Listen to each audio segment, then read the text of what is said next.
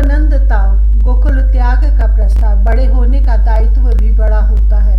मैंने आग्रह करके भाई नंद को ब्रजराज की पगड़ी दिलाई। पिता से वे प्रबंध पटु तो हैं, किंतु अपनी ही ओर से उदासीन रहते हैं। सद्गुण है यह उसके लिए कि जो सर्वोपरि हो, वह सबको सुख सुविधा देकर तब उनका स्वयं सेवन करे, किंतु नंद का यह सद्गुण दोष की सीमा स्पर्श करने लगा है। ब्रज ने कितनी आराधना उपासना के पश्चात श्री हरि की कृपा से तो युवराज पाया, और अब ये उसकी सुरक्षा के प्रति भी उदासीन है। कुछ कहूँ तो कह देंगे, आप तो सिर पर है ही, तब मुझे क्या चिंता है। मैं सब भाइयों में बड़ा हूँ, अतः सब की ब्रज की और ब्रजराज की भी चिंता मुझे ही करनी है। मैं उसी दिन चौंक गया जब नंद पौरी पर प्रतिष्ठित यमलार्जुन के पेड़ गिर पड़े। नंधड़ न चक्रवात और दोनों वृक्ष समूल उखड़कर तब गिरे जब हमारा सर्वस्व श्याम उनके मध्य में था। श्री नारायण ने रक्षा की, वे सदा उसकी रक्षा कर लेते हैं। वे दोनों विशाल दिव्य वृक्ष तो महर्षि शांडिल्य के आदेशानुसार हमारी गोष्ठ में हमारे पिता ने लगाए थे। गोपियां उनकी पूजा करती थी। वे गोष्ठ के रक्षक देवता थे। उनके गिरने के कारण पर गोपों ने कम ध्यान दिया। हमारा कन्हाई सुरक्षित हमें मिल गया और हम सबको इंद्र याग की शीघ्रता थी, अतः उस समय मैं भी अधिक सोच नहीं सका। बालकों ने बतलाया था कि उन दोनों वृक्षों के मूल से दो देवता निकले थे और वे आकाश में जाकर अदृश्य हो गए थे। शिशु अबोध थे, वे असत्य बनाकर नहीं बोल सकते। उनके द्वारा प्राप्त यह सूचना बहुत महत्व की है। इस पर मेरा ध्यान रात्रि में गया। मुझे रात्रि में निद्रा नहीं आई। वे दोनों तरु दिव्य थे, देवता तो थे ही। उनकी पूजा से गोपियों की कामनाएं पूर्ण होती थी। गोष्ठ के रक्षक वे गोकुल के अधिदेवता गोकुल को छोड़ गए। वे स्वयं त्याग गए। यह स्थान वृक्षों के गिरने का दूसरा कारण हो नहीं सकता। वे देवताओं के आवास थे। देवता जाने लगे तो उनको गिरा गए। जब किसी गृह या ग्राम के अधिदेवता उसका त्याग कर देते हैं तो वह प्राणहीन शव के समान अपवित्र मंगल होने जाता है। वह आवास के अयोग्य हो जाता है।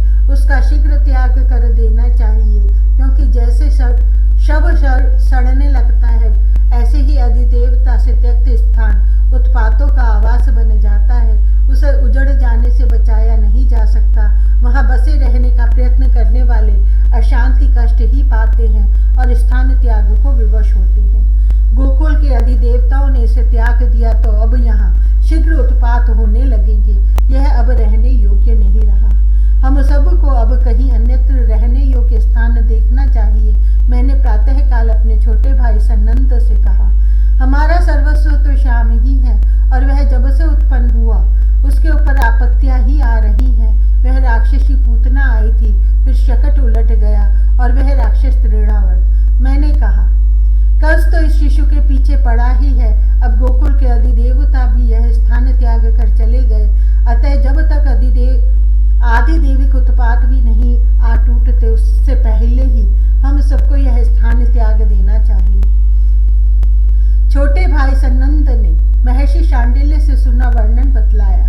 बहिष्यत से ईशान यदु शोणपुर से पश्चिम की भूमि माथुर मंडल है। इसके अंतर्गत 20.5 योजन का भूभाग दिव्य भूमि है। इस दिव्य भूभाग का हृदय है वृंदावन। भैया माथुर मंडल में सब वनों में वृंदावन सर्वश्रेष्ठ है। सन्नंद ने कहा, वह गोवर्धन गिरी है, कालिंदी का प्रवाह है तथा उनका प्रशस्त पुलिन है। वृषानुपुर के स्वामी वृषभानु जी अपने अभिन्न मित्र हैं। उनके पुर से समीप ही नंदीश्वर गिरी है, वह आवास के योग्य है। वहां हम कंस से दूर हो जाएंगे। वृषभानु जी के समीप हमारा बल द्विगुण हो जाएगा। वृंदावन नवीन वन है, सघन छोटे हरित वृक्ष है।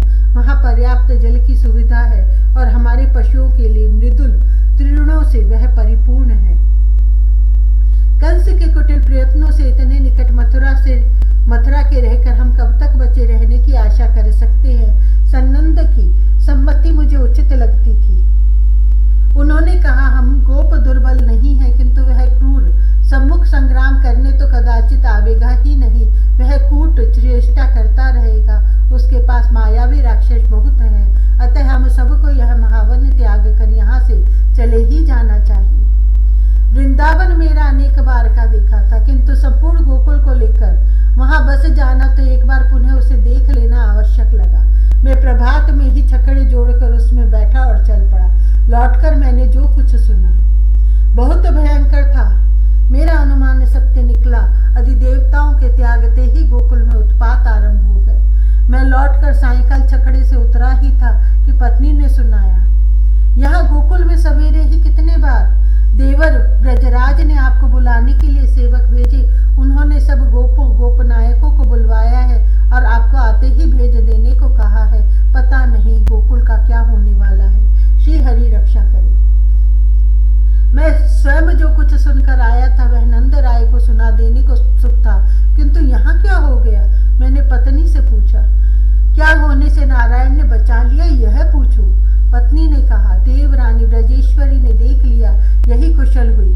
कन्हाई अग्रज के साथ भवन से कलेव किए बिना ही निकलकर उन बड़े गिरे वृक्षों पर आ बैठा था। तुम जानते ही हो कि जब से ये वृक्ष गिरे हैं सब शिशु दिन भर उन्हीं पर चढ़ते कूदते हैं। यशोदा दोनों को कलेव कराने बुलाने निकली और वहां चारों ओर कुत्तों जैसे पर बहुत भारी पदचिन्ह देख कर चौंक गई। भेड़ियों के पदचिन्ह? मैं धक से हो गया। वे नंद द्वार तक आ पहुंचे थे। श्याम राम सकुशल है तो हैं। गोकुल में कोई उत्पात तो उन्होंने नहीं किया। वे कब आए थे किसी को पता नहीं। पत्नी ने कहा, संभवतः रात्रि में आए होंगे।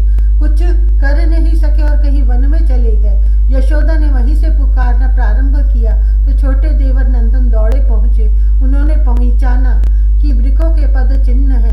पता नहीं वे कितने थे और किधर गए। सहस्रों पद चिन्ह है वहां और सब दिशाओं में उनके युद्ध गए लगते हैं। देवर ने दौड़ दौड़ कर सबको सूचित किया। गायें आज चरने नहीं जा सकी। महावन में सभी पशु शांत स्वभाव के ही थे। मैं बोल उठा। केशरी भी कुछ थे, किंतु उन्होंने कभी गोष्ठ में प्रवेश नहीं किया था। वन में भी कभी किसी गौ या बछड़े पर आक्रमण नहीं किया था। वृक्ष यहाँ थे ही नहीं। ये भेड़े तो बहुत धूर्त और भयंकर होते हैं। ये यूथों में रहते हैं और अपने स्ववर्ग का भी शवनोच खाते हैं। दूसरों पर दया कैसे करेंगे? अब पशुओं को वन में ले जाना आवश्यक हो गया। पत्नी बहुत घबराई थी। वन से तृण शाक काष्ठ लेने सेवकों को भेजना अत्यंत निष्ठुर कार्य बन गया। ऐसे गोकुल का जीवन कैसे चलेगा?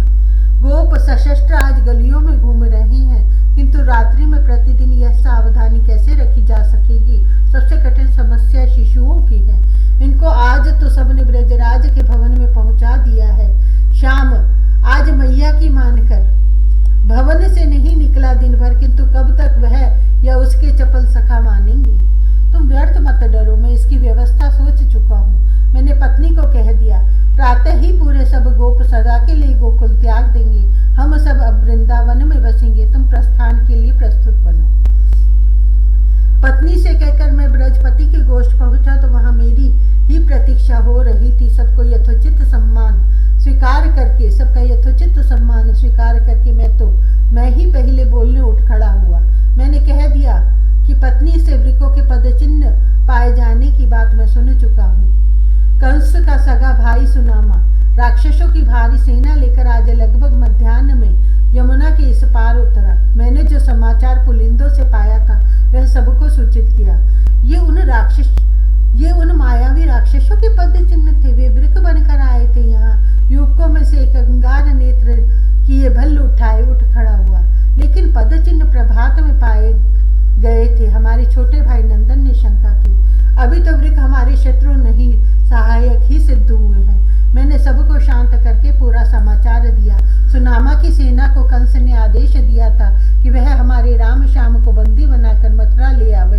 बहाना यह कि हम गोपों ने उसे वाश कर बराबर नहीं दिया है। कंस को कर देना अनिवार्य तो नहीं है। उत्तेजित हो जाना युवकों का स्वभाव है। अनेक उठ खड़े हुए थे। हम अब तक मथुरा के सिंहासन को सम्मान के प्रतीक रूप में कभी कभी स्वेच्छा से कर देते रहे हैं। गोकुल मथुरा के परतंत्र तो कभी नहीं माना गया। सुनामा की सेना और कंस से भी संग्राम में समझ लेंगे हम।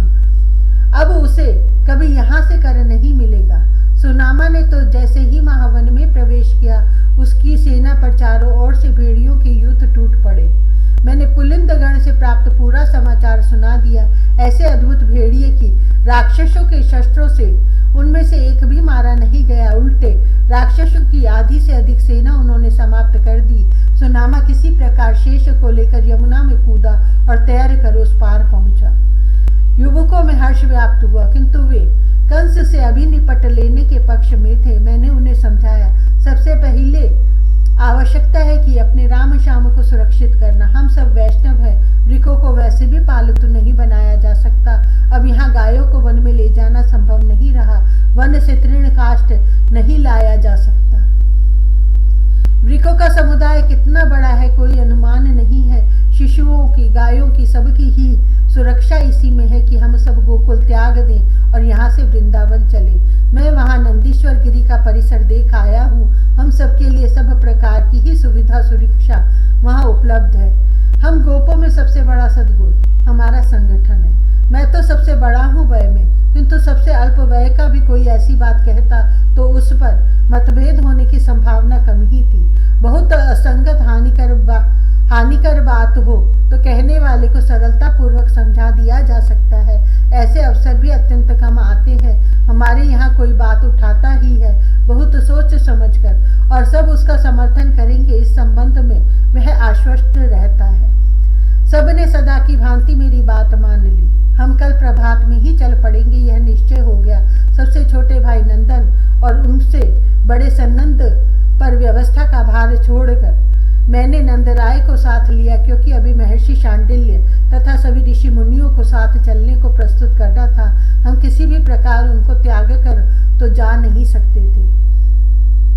बस मैं स्वयं तुमसे मिलने आ रहा था। हम दोनों प्रणाम करके बैठे ही थे कि महर्षि ने कहा, मैंने आज मध्याह्नोत्तर सभी विप्र वर्गों को बुलाया था। प्रातः वृकोपद्रव का समाचार पाकर मुझे चिंता हो गई। हिंसक पशु, मूषक, शुक एवं अन्य ऐसे प्राणियों की वृद्धि जो मानव की आजीविका तथा जीवन के लिए आतंक बनने वाले हो आदि दैविक उत्पातों में ही गणना की जाती है, अकाल महामारी आदि के समान। इनके प्रतिकार का दायित्व भी हम ब्राह्मणों पर ही है। यजमान के हित को उससे भी पहले सोच लेने के कारण ही पुरोहित का यह नाम सार्थक है। महर्षि शांडिल्य इसमें प्रमाद नहीं कर सकते थे। हम गोपों पर उनका अपार वात्सल्य है, भूल मेरी ही है। मुझे पहले इन श्री चरणों में आना था। मुझे बहुत दुख है वत्स, महर्षि ने कुछ सखेद स्वर में कहा। हम में से कोई ऋषि या मुनि ध्यान में एकाग्र होकर भी इन वृकों के स्वरूप को समझ नहीं सका। हम सब अपनी अथवा अपने यजमानों में भी किसी की ऐसी त्रुटि नहीं देखते जिससे यहाँ किसी देवता का कोप मूर्तिमान बने। अतः हम सब ने यही सम्मति देना निश्चित किया है कि तुम सबको अब गोकुल त्याग देना चाहिए। संभवतः भगवान नारायण की यही इच्छा है। हमारा कार्य सुगम हो गया। महर्षि सब के साथ प्रातः संध्या समाप्त करके